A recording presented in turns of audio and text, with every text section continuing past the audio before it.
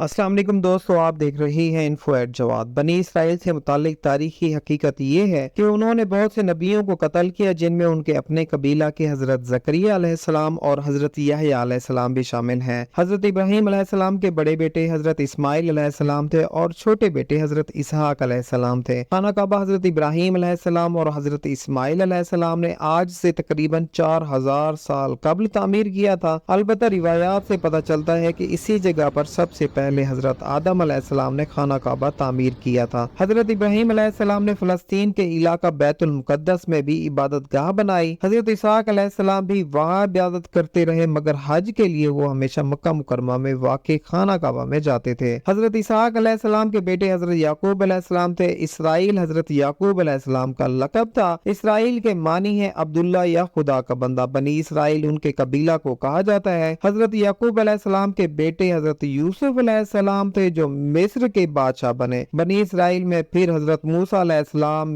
مصر میں پیدا ہوئے۔ ان کے بعد حضرت داؤد علیہ السلام صحرائے سینائی کے علاقے میں پیدا ہوئے، جو بعد میں فلسطین چلے گئے۔ جب حضرت داؤد علیہ السلام نے انتہائی طاقتور دیو ہیکل جالوت کو اللہ کی نصرت سے غلیظ سے پتھر مار کر گرا دیا، تو فلسطین کے بادشاہ سول نے حسب وعدہ ان کی شادی اپنی بیٹی میشل سے کر دی۔ سول کے مرنے کے بعد حضرت داؤد علیہ السلام فلسطین کے بادشاہ بنے۔ حضرت داؤد علیہ السلام کی وفات کے بعد ان کے بیٹے حضرت سلیمان علیہ السلام فلسطین کے بادشاہ بنے۔ اللہ سبحانہ و تعالیٰ نے ہوا، جن اور ہر قسم کے جانور حضرت سلیمان علیہ السلام کے تابع کر دیے تھے۔ قبل مسیح 961 سے قبل مسیح 922 کے دوران حضرت سلیمان علیہ السلام نے جنوں کی مدد سے مسجد الاقصی اسی جگہ تعمیر کروائی جہاں حضرت ابراہیم علیہ السلام نے عبادت گاہ تعمیر کرائی تھی۔ 586 قبل مسیح میں یہ ریاست دو حصوں میں تقسیم ہو گئی۔ جنوبی علاقہ پر بابل کے لوگوں نے قبضہ کر کے عبادت گاہ مسمار کر دی اور بنی اسرائیل کو وہاں سے نکال کر اپنا غلام بنا لیا۔ اس کے 100 سال بعد بنی اسرائیل واپس آنا شروع ہوئے اور انہوں نے اپنی عبادت گاہ تعمیر کی، مگر اس جگہ نہیں جہاں حضرت سلیمان علیہ السلام نے عبادت گاہ بنوائی تھی۔ 333 قبل مسیح میں اسکندر اعظم نے اسے یونان کی سلطنت میں شامل کر کے بنی اسرائیل کو وہاں سے نکال دیا۔ 165 قبل مسیح میں بنی اسرائیل نے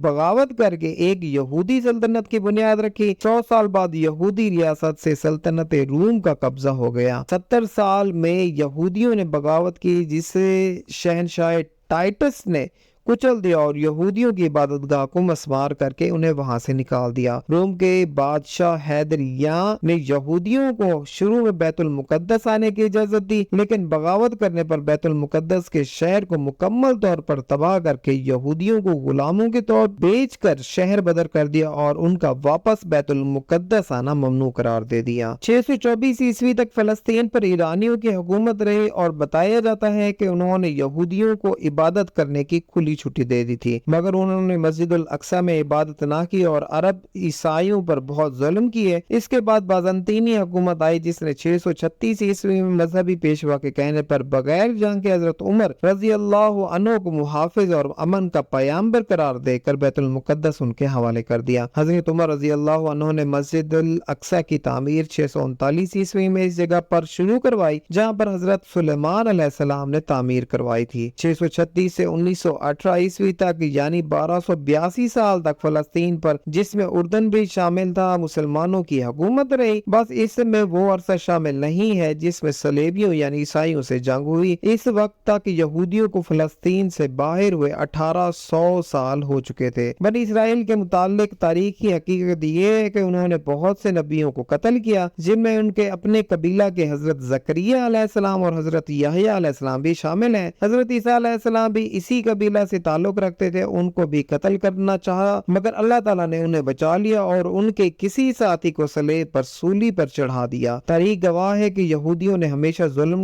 ڈھائے ہیں، چاہے وہ نبی ہو یا چاہے خلق خدا، آج بھی یہی کر رہے ہیں۔ تو امید کرتا ہوں یہ ویڈیو آپ کو پسند آئی ہوگی۔ مزید ایسی انفارمیٹیو ویڈیوز کے لیے جڑے رہیے انفو ایٹ جواد کے ساتھ۔ شکریہ۔